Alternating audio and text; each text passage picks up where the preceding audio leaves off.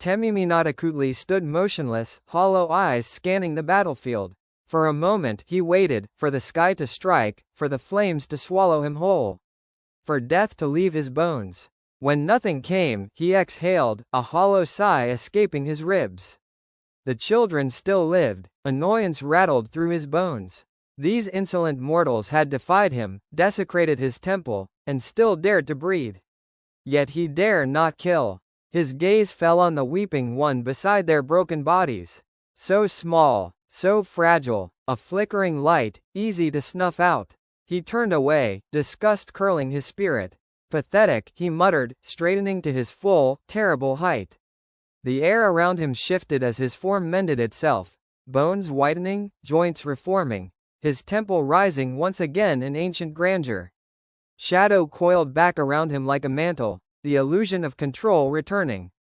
But the wind changed. Dark clouds gathered in the sunless sky, heavy and purple, casting an eerie glow over the desert. The world turned cold, the wind carried with it a sound of distant weeping. Temiminakutli turned. The girl stood with tears falling. Her armor had changed, no longer black obsidian, but shimmering violet like the storm above. A great round helm crowned her, from which soft axolotl gills swayed and glimmered. Streams of water poured from her jade-lit eyes, spiraling downward until they encircled her in a whirling pool of light and sorrow. A pillar of water rose around her, luminous and alive, reaching toward the heavens. It shimmered with divine energy, a bridge between worlds. Temiminakutli froze. The realization struck him like a blade. Life. The child carried life into his dominion.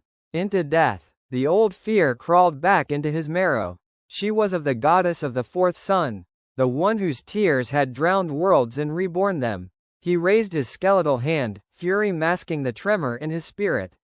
He could not kill her, but he could break her, drain her until her life dimmed, leave her gasping at the edge of his realm. The hand descended, closing around the growing whirlpool, and in that instant, he understood his mistake. The gods had not forgiven. Not this time. The power of the fourth sun coursed through the pillar, and his hand began to change. Bone became sinew, sinew became flesh. Veins bulged, muscles coiled, blood pulsed hot through the vessels of a god long dead. Within his chest, a heart began to beat.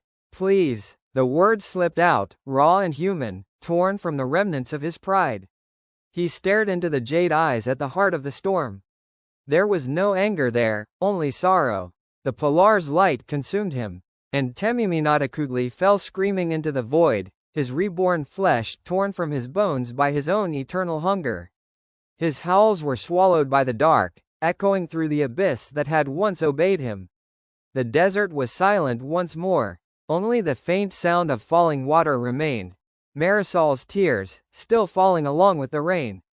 Giving life where death had ruled.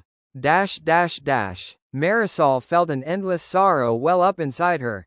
Through the jade glow of her eyes, the world blurred into a sea of water and light. The warmth of her goddess wrapped around her, not as fire, but as the heavy, sacred weight of rain. She saw the world of the fourth sun once more, a world drowned beneath divine tears, reborn through endless rain. Somewhere within the deluge, she heard a final cry. The Lord of Archers, no longer proud, no longer wrathful, gave a single, human wail before the light took him. Then, silence. When Marisol awoke, the storm was gone. Her body felt heavy, her heart hollow but calm. She blinked, and gasped. The desert had changed. Where there had been cracked sand and ruin, soft grass now swayed in a gentle breeze. The air smelled sweet, full of life. Roots gripped the ground where before there had been only dust.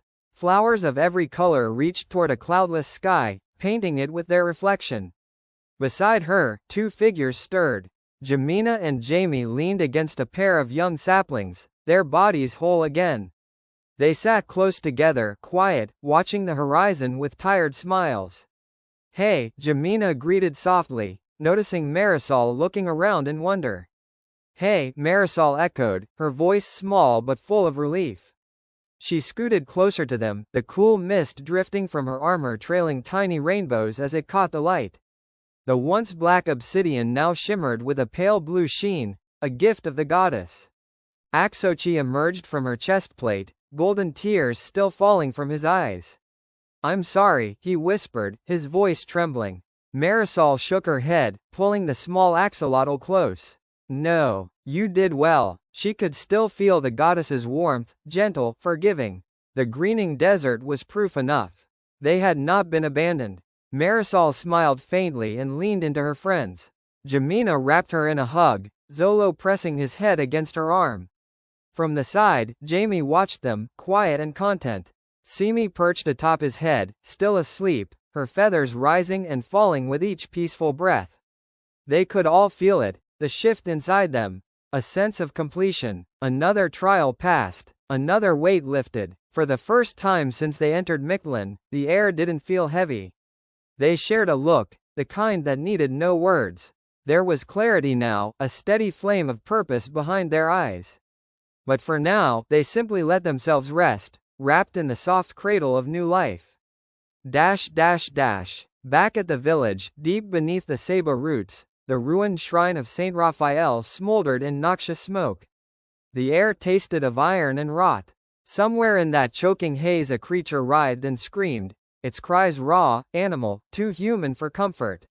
There were no wounds to show. Scales scraped and flashed against the stone, yet the skin held, unbroken. Still the thing thrashed as if caught in a fire that burned from within. Venomaris lay twisted on the cave floor. He had failed. He had let himself be drawn into simple, mortal revenge. He had forgotten the majesty of the god that had raised him. Instead of channeling devotion, he had strayed into fury. The being that had once been priest, Tomas, had been consumed by the god he served and, in that union, gained power. Now that union demanded his success. The smoke coiled like a living serpent around Venomaris. Through it, whispers crawled, cold, distant, and inexorable. His master could not strike him with flesh and flame the way a living god might, but humiliation and torment were instruments enough. This thrashing was both chastisement and reminder. Do not betray your purpose. Venomaris spat, lungs burning. The smoke tasted of salt and old promises. It carried the god's will. Salutaris, the name threaded through the whispers, rose in the haze, a black, sinuous presence that did not so much walk as unfold. You failed, the voice breathed into bone and smoke. You remembered yourself before you remembered me. Choking, the twisted priest pulled the message in. Orders coalesced, sharp and cold. There would be retribution. There would be drowning. If the chosen were allowed to stand, if Marisol and her bloodline were permitted to awaken and remake the land, then the old balances would topple. Salutaris would not only bleed pride, he would be erased by indifference. So Venomaris was flung like a shadowed husk from cave wall to cave wall, by the serpent's will. Pain and fear its only known tools. Finally letting the tormented creature rest, once it was done with its wrath. The acrid smoke sank into the stone, and from the blackness a plan uncoiled. The village must fall, the smoke hissed, shaping into a vague serpent form above the altar. They will be drowned as I was. Their roots will rot, their waters will turn to sludge. A Viserpentis salutaris rose in the dark, a serpent of smoke and hate, old as salt and hungry as tide. Its shape writhed, and where it passed the air grew thin and acrid. Venomaris crawled to his feet, every motion a bargain. Pain and shame had been hammered into him, and now necessity would be forged from them. He would strike back. He would make the village pay. He would drown them in the same slow, holy way his god demanded. The serpent's hiss braided through his bones. Go. Corrupt their hearts. Poison the wells. Turn breath into rot. Bring them death.